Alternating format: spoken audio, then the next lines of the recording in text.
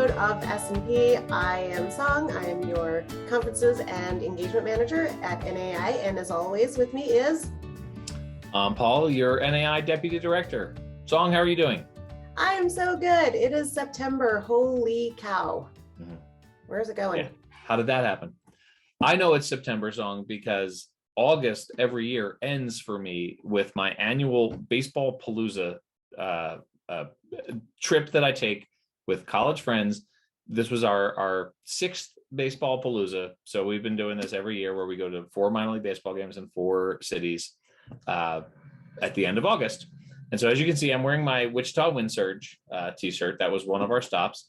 The funny thing about our game in Wichita was we stayed at the Hyatt Regency in Wichita.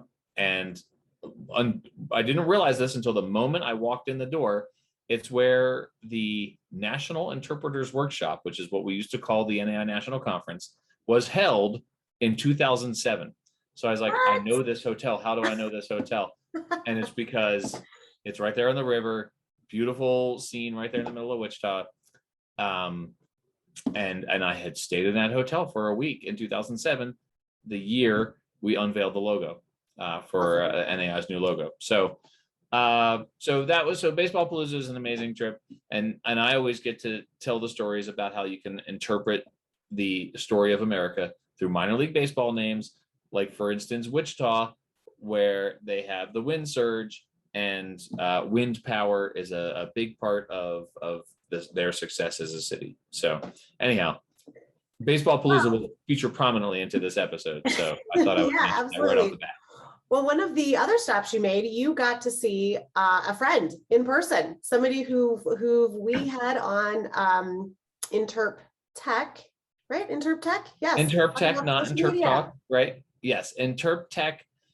We had the digital marketing strategist from the Negro Leagues Baseball Museum, Kiana Sinks, who is one of our all-time favorite people. I got to hang out with her. I'm going to put a picture up right here of Kiana and me hanging out at the Negro Leagues Museum in Kansas City. She is just a spectacular person. She held court. She started talking to me about the museum again, and all my buddies gathered around just to hear her talk about the work she's doing there. And of course, we also got to meet their president, Bob Kendrick, who is an amazing spokesperson for the game and for the history and the civil rights and for the leagues themselves, of course. So that was an incredible trip, or part of the trip was to get to bring my buddies to the Negro Leagues Baseball Museum. And Paul, you're just blazing this trail on your road trip, and you did end up in Oklahoma City. And although you think it's against the law for the minor league team to have the same name as the parent team, and what is it, Paul? It's the Oklahoma City Dodgers. They're owned by the Los Angeles Dodgers. And it's just so dumb. Like, do something they used to be the Oklahoma City Redbirds. Before that, they were the Oklahoma City 89ers. And right. So, all these great stories about it throws a whole wrench in your entire, thesis about, minor league logos. So, exactly. But at any rate, you did stop at the Memorial and Museum there in Oklahoma City. And so let's just take a brief look at you on the grounds. I'm here in Oklahoma City as part of the annual Baseball Palooza road trip that I take with my buddies. This year we took a little diversion to do something more serious amid all of the frivolity. We're checking out the Oklahoma City Memorial, which obviously commemorates the 1995 bombing of the federal building here. It's an incredibly powerful site. I had just about a 25-minute conversation with Ranger Kari, who's with the Park Service. It's not a Park Service site, it's an affiliate of the Park Service. There is a private museum. So I sort of surprised them here by just showing up on a Saturday morning, but we're going to talk by Zoom with someone from the foundation about the work that they do here. But I just wanted to say, here on site, it was an incredibly powerful conversation that I had with Kari about the symbolism of the individual markers. There are gateways where it has 901 and 903, which indicate the time before and after the bombing occurred. Obviously, there's a reflecting pool behind me. I'm standing next to what they call the survivor tree, which is a 100-year-old tree that is charred on one side from the bombing and completely viable on the other side. they take offshoots from it and they propagate new trees and they give those out to members of the community. So there's all these symbols of hope out there throughout the community. It's an incredibly powerful site, and we're going to speak with someone from the foundation right now. Well, I am back in my office now after Baseball Palooza. Kari Watkins, thank you so much for joining us. Kari is the executive director of the Oklahoma City National Memorial Museum, which is adjacent to the memorial itself, where I was just standing moments ago in this video. Kari, thank you so much for joining us. Honored to be here. Thanks for having me. So, as I explained just moments ago in video time here, I stopped by the memorial with a group of guys who were on a baseball road trip. Normally a lot of sort of goofiness and frivolity and just sort of college buddies revisiting with one another. And we stopped by the museum and the memorial. We expected it to be sort of a short visit. We wanted to see it. I had been there once before, and we ended up staying basically, almost 2 hours because everyone was so taken with the site and so impressed with the message and the significance. So let's ask you right off the bat, Kari, how do you tell the story of such a difficult moment in American history to people who may not be in a mental space to take in the depth of that moment? When people walk onto our site or come into the museum, they 9 times out of 10 know what they're coming to. They may not understand the whole story, but they do know where they are. Although there's some exceptions to that rule.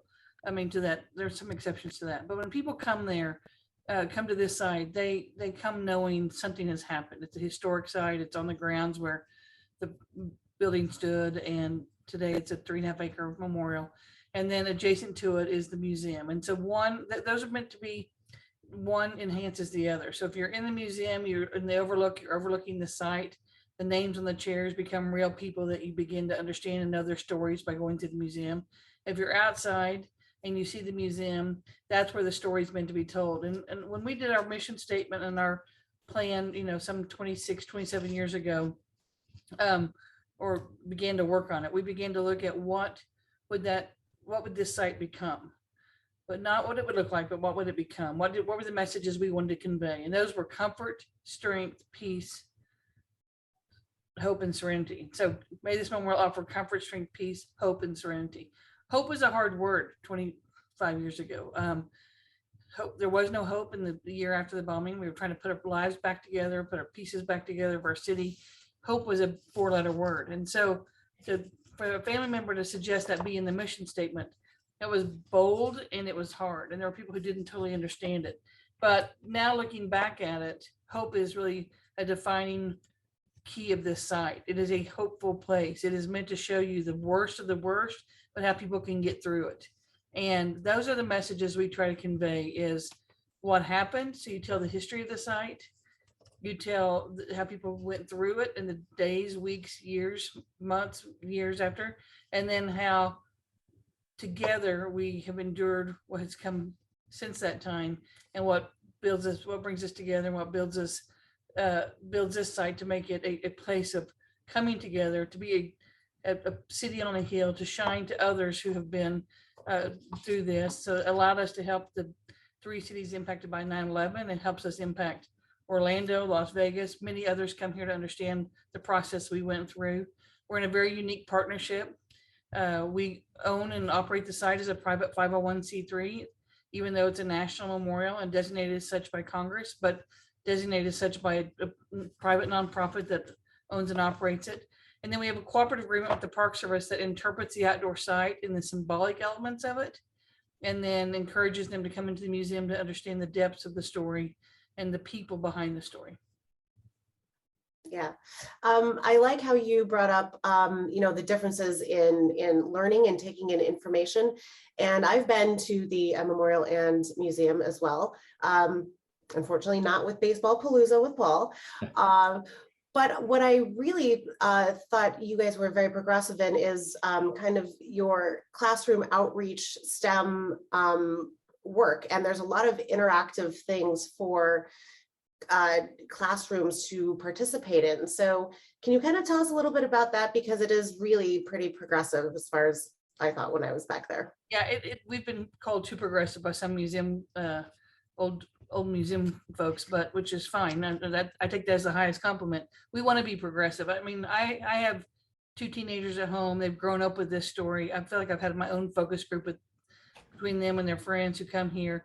But as we begin to redevelop the museum 5 years ago now, we started working on it 7 years ago, but we completed 5. What we knew is we couldn't be so arrogant as to think that everybody was going to learn the same way. And I think that's a position as interpreters we have to make. We're very clear in. We understand that not everybody comes to us and wants to learn the story in the same way. Some people want to touch with their fingers, someone put it in their ears, some want to have a conversation, and we want to respect all those. We want to meet you wherever you are. So you could be looking at the car that Timothy McVeigh drove drove out of this site, and you could be understanding how that was the key piece of evidence that drove everything to his name and how they put the police work of the pieces of the story together. At the same time, you could touch an artifact, you could watch a video, you could do an interactive, you could learn the STEM lessons from that. Whatever it is, there's a way to meet our visitors wherever they are. And that's really key to us and important to us, because when we built the place originally and opened in 2001, just 6 months ahead of 9/11, which we of course didn't know anything about, but I mean, I think about how we were protected by that, is that we could have been a dated museum on 9/11, but that was never the case, because our story didn't change. Because 9/11 happened, it doesn't change the story of the Oklahoma City bombing. It just is a prelude to what happened on a different scale in New York City. And so our story didn't really change. It was still the worst domestic terrorist attack on American soil then. It still isn't today. Thank God. I mean, we don't want any more. I mean, so, but we do have to be smart in how we teach that story, that people are willing to consume it at whatever level they come to us. And we can't predict. A busload of kids gets off the bus. Some may be sensorial, some may not be. So we try to meet everyone where they are and be progressive in that approach. And that's really come from, I think, our leadership style and making sure we are just try to be all things to all people. So if a family comes in this weekend, Labor Day weekend, one kid may want to put their AirPods in, one may want to take the iPad and do the augmented reality app outside or inside. And so wherever it is, we want to meet those folks. And so we have a large STEM lab. We're working on our 3rd lesson as we speak in environmental science. And it allows us to bring classrooms of kids in, not just history students. Well, history is very important, critical, I might add. But if you can teach kids history through science or through math, we want to do that. So you mentioned you used sort of an interesting phrase, because it relates to a question that I wanted to ask you about being all things to all people. We stayed right there in Bricktown, and so we were just about a mile away. And so as we were driving over, I just said to the guys, I said, this is a really sort of amazing, somber place, and the reflecting pool. And I was talking about the arches with 901 and 903, and the chairs with the names on them, and I said, it's sort of amazing how you step into this and you feel this sort of peacefulness. And so we step in there, and it was a Saturday morning, and there was a bunch of kids running around the reflecting pool, and there was a mascot dressed like a wolf or something, and he was A buffalo. A buffalo. Okay. They were kicking off the training for the Oklahoma City Marathon. And so it was bustling, right? Like it was sort of, in terms of the atmosphere, it was sort of the opposite of what I described to everyone on the way over there. And I thought, it was amazing how that site, which was the federal building, is now sort of this centerpiece of a community. So you're a national museum, you're a national site, but you're also, I would think, hyper important to the local community as well. Yeah, I mean, I think we are the heartbeat of the community in so many ways, just because people have great reverence and respect for this site. So running around the reflecting pool doesn't take a moment away from the respect or the reverence. It really just highlights the fact that we're teaching the next generation the story. And so how we're doing that is through a kids run. And so why do they run? we were doing it at all these parks all over town, and parents were like, we really just want to bring our kids to the memorial. And so if they stop at the chairs and learn about a kid that died, or I think later that morning, I'm not sure if you were here for that, Paul, but we had comfort dogs that were in town. And so the kids got to learn the comfort dogs and the rescue dogs and why they were critical to this story. And so we have an entire spring curriculum of, because normally our race is in April, and because of COVID, we've had to change a few things, but we have an entire spring curriculum of PE lessons that wrap around resilience and strength. And so it's wrapped around the story, the hard part of the story, but to a 5-year-old, you're not talking about moms and dads dying yet. You leave that to the parents in the after lesson, but you're just talking about the strength of community, or the strength of teamwork, or the strength of, whatever the lesson is. And you're teaching to them on their level, but then they go home with some stuff, and the parents can decide how much they want to get into that story, or if they want to bring them down here, they earn a pass to come to the museum. And so it gives us a chance to tell that story. Rumble is the mascot of the NBA Thunder, Oklahoma City Thunder, who we have a great partnership with. Probably the most rare partnership in all of NBA. Not one player steps on the court, not one, that has not toured the Memorial Museum and learned this story. The general manager, Sam Presti, is very, very adamant about that. So we've done tours at all hours of the day and night. I've done them personally, so I know if he wants them to play at 5 o'clock. Sometimes we're doing a tour at 2 o'clock in the afternoon in the midst of a crowded museum, but it's that important to him that when they put on that jersey, it says Oklahoma City, they know what the city has been through, and they know people in that audience, in their crowd, cheering for them. Could have lost a husband or a son or a daughter, or could have been a firefighter or a policeman at that event. And so Rumble is a big part of our kids marathon. So that's why you saw a mascot here. He's not typically hanging around, but we're happy to have him on some Saturdays as we're training.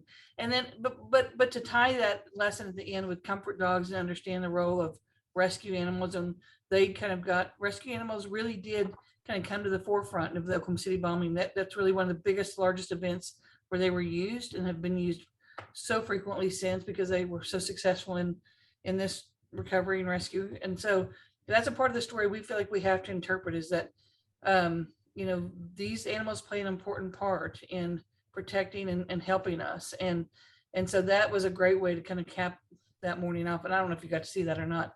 I wasn't in town, but I've heard great things about it from parents.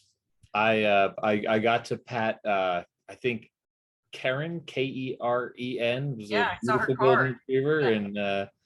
and I got to pat her for a little bit, and it was they're amazing at their job. So Oh my gosh. yeah. Yeah, absolutely. And I want to thank you so much for, taking on this pretty significant duty for our country, to have that weight. And then what I love, constantly, like on your in the memorial and in the museum and on the website, it says looking back, thinking forward. And I just think it keeps everything so relevant, and you really are doing a great service for the entire community and the country, with your thoughtful interpretation and your progressive, carrying this story through into the future, so that other people will find it relevant and our kids will find it relevant. So I thank you so much, Kari, for being on our S&P episode, and just wish you the best for the rest of the summer. Thank you. I think our responsibility to the past is equally as important as it is to the future. Absolutely. Yeah. Thank you, Kari. Thanks so much. Come see us anytime. Thank you. Well, Paul, this weekend is Labor Day weekend, so I hope everybody has a fun and safe long weekend. Hopefully, I'm sure lots of sites are really busy this weekend. And special thanks, of course, to Kari from the Oklahoma City Memorial and Museum. Paul, do you have any plans for the weekend? What are you doing? No, I don't do plans. I just got back from a 5-day baseball road trip. So Great. It'll be pretty quiet. Well, How about you, Song? What are your plans for Labor Day weekend? I think we're having one last hurrah pool party. I'm still not done with my margarita flavor. Thank you, everybody who's trying to push pumpkin spice on me. Right. Right. It's still 100 degrees out there. We don't need pumpkin spice yet. Yeah, no thanks. All right, but we will see you next time. Thanks for tuning in.